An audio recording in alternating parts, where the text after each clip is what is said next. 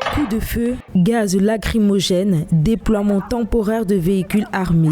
Voici devenu le quotidien des Soudanais. Ce 21 janvier 2022, ils sont nombreux à avoir envahi les rues de Khartoum pour exiger le retour d'un régime civil complet et dénoncer le meurtre des manifestants ainsi que l'usage excessif de la violence par les forces de sécurité. La seule stratégie qui reste aux militaires soudanais, c'est la rétrocession du pouvoir aux civils parce que la place des militaires, c'est dans les casernes afin de préserver l'intégrité du territoire ainsi que l'indépendance politique du pays.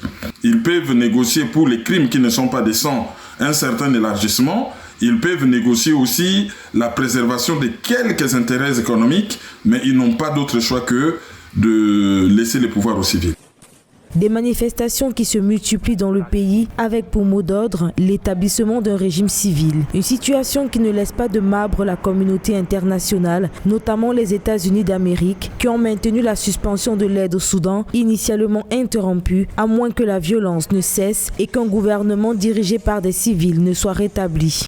Les chefs militaires du Conseil de souveraineté ont offert leur engagement en faveur du dialogue national inclusif, de la transition politique, de la mise en place d'un gouvernement dirigé par les civils et fondé sur le consensus, et ont reconnu l'importance d'établir et de maintenir un environnement pacifique pour permettre au processus politique de se poursuivre.